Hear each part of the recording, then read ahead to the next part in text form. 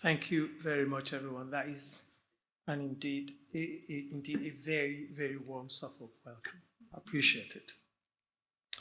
And thank you for inviting me to this really august gathering today. It's a privilege and honor to share some thoughts with you. I thought I'd start by telling you a little bit about Centrepoint. The charity was founded in 1969 by the Reverend Ken Leach, who was vicar at St. Anne's Church at that time. And as Ken walked around his parish and found young people sleeping rough, young people who'd made their way into London in search of the Golden Fleece, he took matters into his hands because he thought someone ought to do something about it. He thought youth homelessness should not be existing in the United Kingdom in 1969. And so he, as I say, took matters into his own hand, opened up his vicarage with £30, £30, ladies and gentlemen. That's all he had. But with his £30 and in partnership with the Simon community, they cleared the basement of his vicarage and they invited young people in. Today, that charity that he started sleeps roughly 1,500 young people every night. And we focus on enabling each one of those young people to leave us with a job and a home. A job and a home. That's the outcome we want for all of them. It means offering them safety and security from immediate homelessness. But it also means enabling and inspiring those young people to get healthy, to gain the skills and qualifications that they need, to gain employment, and to help them to secure a permanent home when they're ready. In addition to that work, our outreach work in the Northwest connects around 2,000 young people with safe places to stay. And we run a national helpline for young people at risk of homelessness across the country. Furthermore, we mobilize communities to support that work. And then we take what we learn from all of that experience, and we take that learning to seek better public policy for young people. Not so long ago, ladies and gentlemen, I was introduced to a book that told a beautiful story of how one can change themselves and turn a negative situation into a positive one. That story, which is in this book, was written by a young man called Mitak Ahmed. And it warmed my heart for two reasons. Firstly, it's a truly inspiring and motivational story. And secondly, you would expect me to be proud that it was written by a young man supported by Centrepoint. You see, he didn't have the best start in life, this guy. He left his homeland, Bangladesh, at a young age due to acute domestic violence. And when he arrived here, he was in the care of his aunt. Unfortunately for him, that didn't go well either. He described growing up with his aunt as a tempestuous time. If you said he went from frying pan to fire, you probably wouldn't be very wrong. And so by the time he reached his teens, the relationship with his aunt was broken beyond repair. And of that time, he said, and I quote, "I found it hard to focus at school, but most of my friends didn't know what I was going through." Ladies and gentlemen, that's what happens to a lot of children and young people. They are struggling to cope, but the people around them aren't noticing. To keep our eyes open. I wanted to be a kid and to enjoy my childhood, but I had to mature very quickly and think about adult things from a very early age. Now, as that relationship broke down, he was thrown out of his aunt's home and he found himself sleeping rough. And then he got a small break. He was invited to stay with a friend's family where he sofa surfed for a few weeks and then summoned the courage to approach his local authority for help. As is not uncommon, and it isn't uncommon, ladies and gentlemen, the immediate response from the local authority was that he should return to his aunt, which was not for him a place of safety. That's the place where he's just run away from. And thank goodness he got another lucky break. This time, a charity called New Horizons Youth Center stepped in and in collaboration with another charity called Current Voice, they got him legal representation. And only at that point did the local authority actually listen to him properly and then discovered that actually he can't really return to his aunt. So he was taken into care and placed with a foster family. Of that time, he said, and I quote, "I've always had the sense that I don't belong. Going to that house, I felt very low, the lowest I'd ever felt. I felt very out of place. I was living with strangers. I'm a teenager. I didn't really want to engage. I didn't want to come downstairs." But he stayed with that family, and thank goodness for that family because they stuck with him. He stayed with that family until he turned 18 and was moved into semi-independent housing. And suddenly, without much preparation, without much understanding, he had to fend for himself, cook, clean, pay bills, work out what he wants to do with his future. He had to do all of that on his own. This time, he got help from Centrepoint. And he gives great credit to his support worker who, for the first time, he was able to build a trusting relationship. And that's because he knew from the relationship that was established that this was a person who he could trust. This was a person when, if things went down for him, this person isn't going to judge him, just going to pull him up by the bootstraps and send him off again. And it was slow progress, but they stuck together and it worked. With the support worker's guidance, he worked out the path that he wanted to take, and he was guided to support from the Prince's Trust, who gave him seed funding to establish his own digital marketing business. He's been running that business now for 5 years. He's thriving, and his story is no longer about trauma and homelessness. It is about potential being realized. It is about possibilities. And ladies and gentlemen, I like those two words. I love those two words, potential and possibilities. That's because I know that when we all reflect on how far we have come and where we've come from, more often than not, we will find that along the way, someone somewhere believed in us and helped to fan the flame of our potential into realities and into possibilities. And it is that fanning of the flames that enabled us to write our own stories.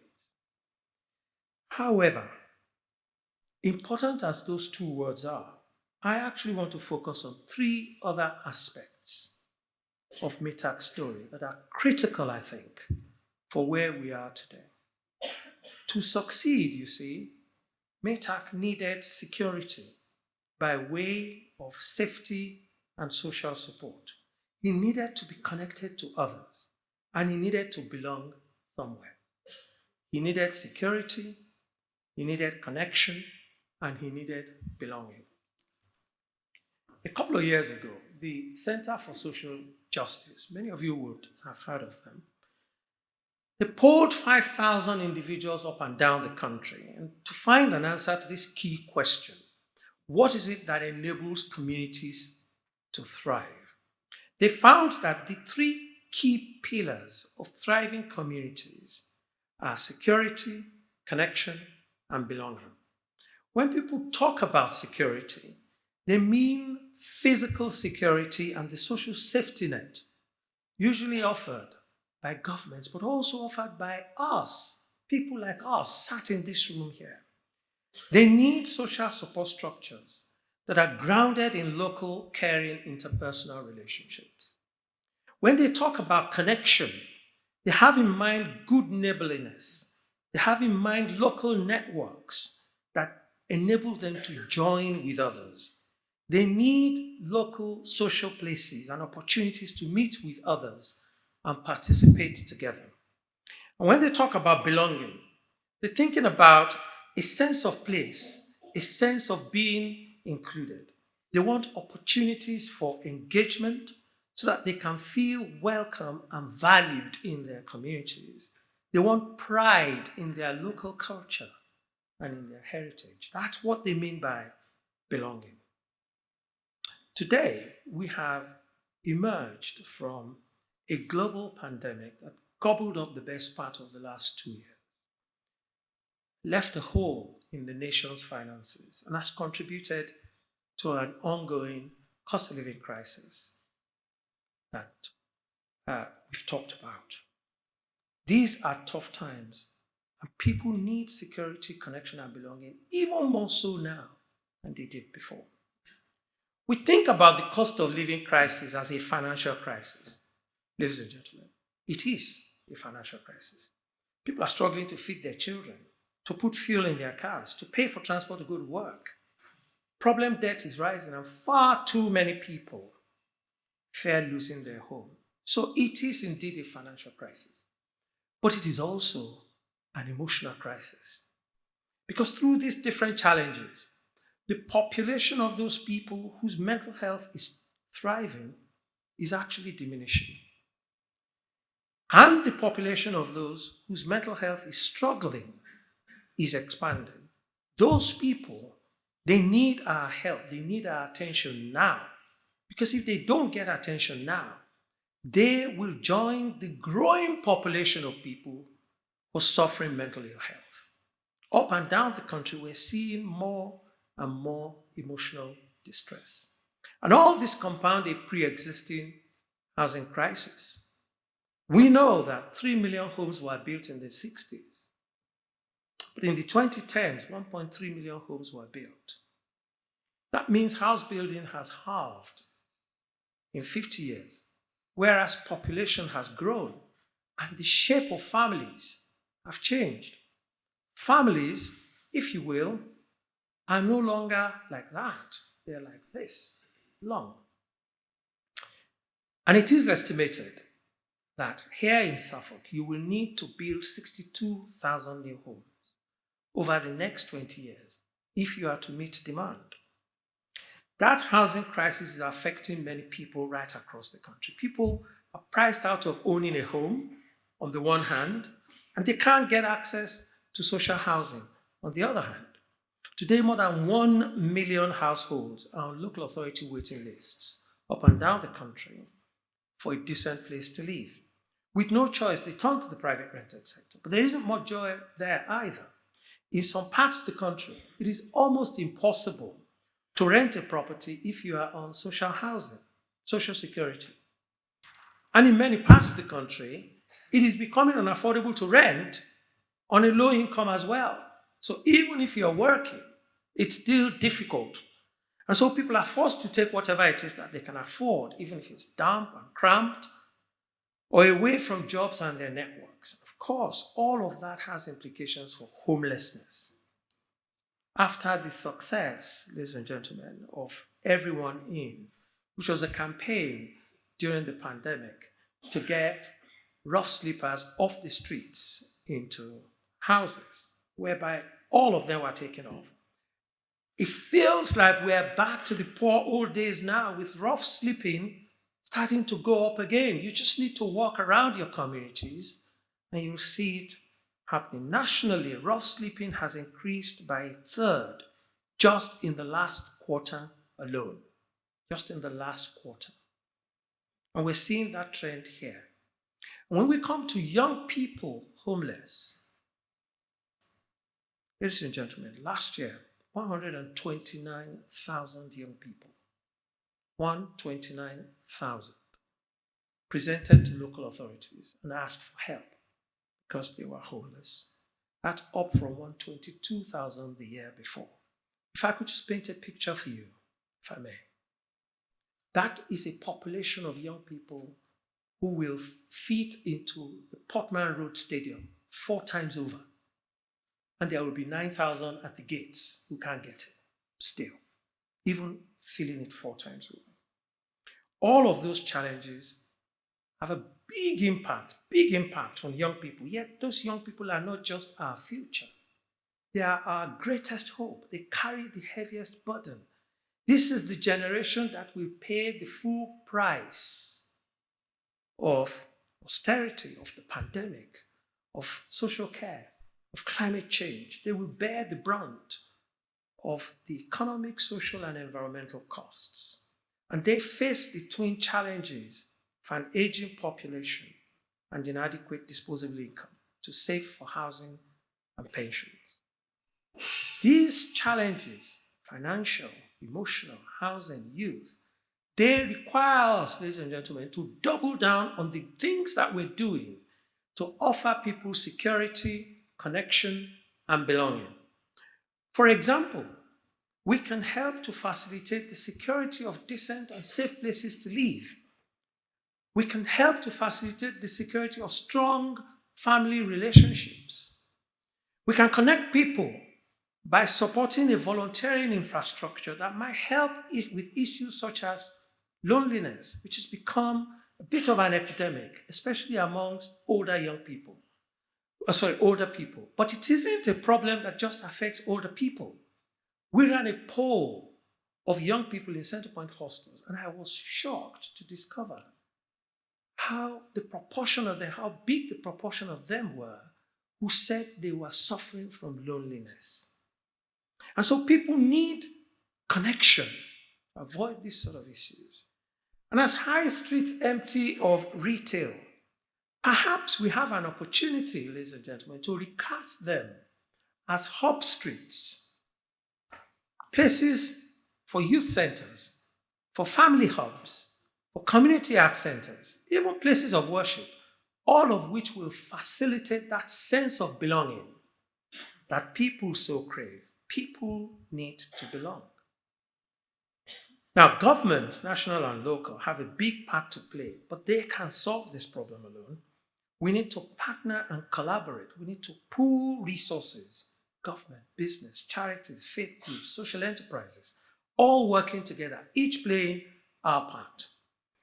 Collaboration and partnership feels like the buzzword these days. Everyone talks about collaboration and partnerships. They're not as easy as they are often made out to be. And that's because collaboration and partnership require commitment, and they require compromise. Commitment and compromise.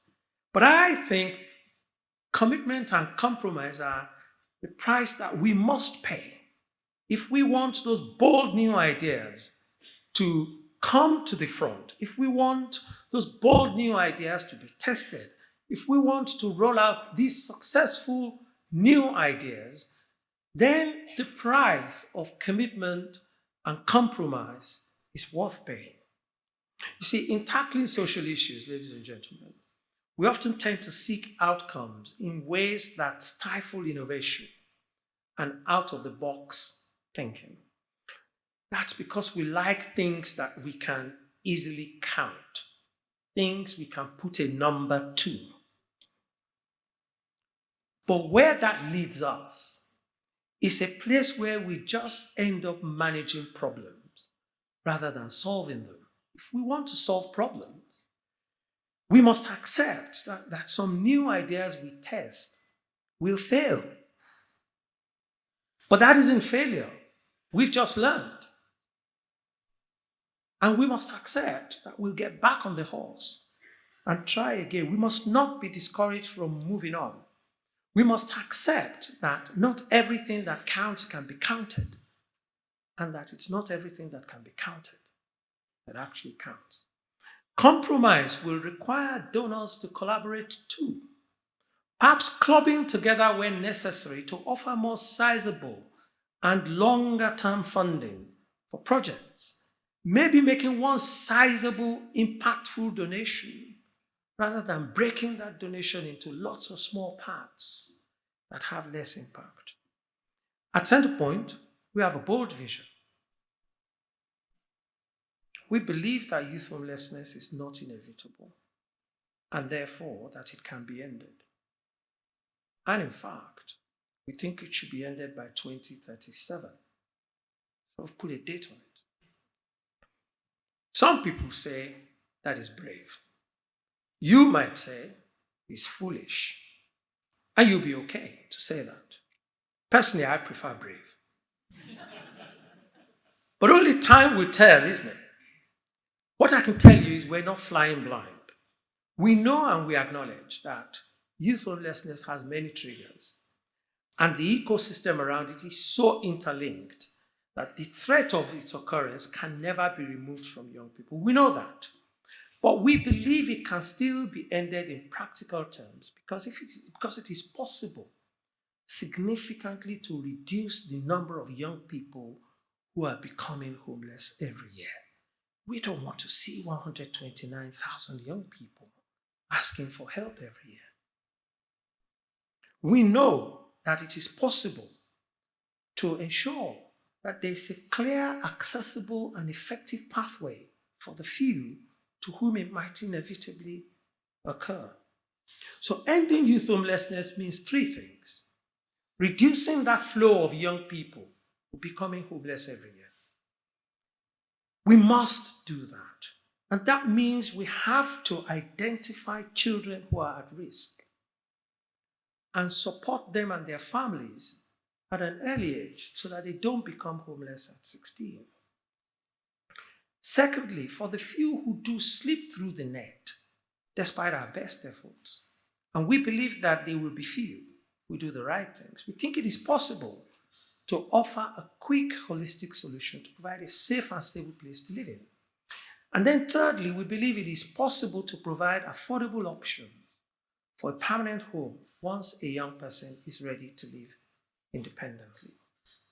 With those three things in place, we think youth homelessness within the next 15 years could be reduced to a frictional issue, thus effectively ended. No young person ever has to face the consequence of the downward spiral.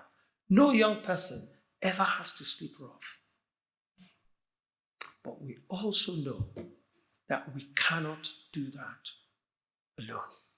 We know that Centrepoint must partner with and collaborate with others. We know we will have to think outside the box and do some things that have never been done before. We know some of the things we do will fail, they won't succeed, but we'll get back on the horse and try again. And then we know that we have to amplify the successful things so that others can run with them, so that we can scale them up, so that more of those things can be done everywhere. So in the area of prevention, we're piloting a program of identifying children who are at risk of homelessness, identifying them at age 12, 11, and 13.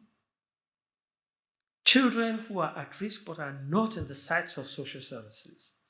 And then working in partnership with local authorities, with social services, with donors, with schools, offering those children and their families the support that they need now, early on, so that they don't become homeless at 16. I'm keen to see what the outcome of that pilot program will be, because if it succeeds, then we have an opportunity up and down the country to stop the flow of young people becoming homeless. And in the area of affordable housing, we are collaborating with local authorities, with developers, and with donors to pilot the development of genuinely affordable homes for young people who are ready to live independently. We're describing these homes as a 5-year bridge between supported housing, general needs housing, private sector. And in these homes, young people would only pay a third of whatever their income is in rent. They will not pay market rent. They will not pay affordable rent. They will not pay social rent. They will pay 1/3 of whatever their income is. That, ladies and gentlemen, is genuine affordability. And let me give you an example of what that looks like. If you are a 21-year-old apprentice and you're on minimum wage, your income will be £730 a month. Where can you live for that kind of money? Where would you find a place to rent for that kind of money? We say come and live in one of these things, and you will only pay a rent of £245 to live there until your income gets to £2,500. That is genuine affordability. We're piloting it. This is a block that opened in January, 33 single bed flats in that property. It means young people can focus on building their careers without worrying about housing costs, without worrying about potential homelessness. And they got 5 years to do that. It is through collaboration and ambition on that type, on that scale, that we can solve social issues once and for all and give people the sense of security and connection and belonging that they need so that our communities can thrive. I am so delighted, ladies and gentlemen, to note that as I read through this document here, which is your annual report, as I read through that, there's a lot of that that's already happening here. It's fantastic. The foundation has been a catalyst for a thriving community in this county, connecting people with the resources they need, fanning the flames of potential into possibilities. And your award winners today have been written up about them as testimonies to what is possible. So it's great pleasure for me to be here and to see the impressive work that the foundation and this community is doing. And I urge you, do more, because the times are tough. Thank you for listening, and thank you for your patience.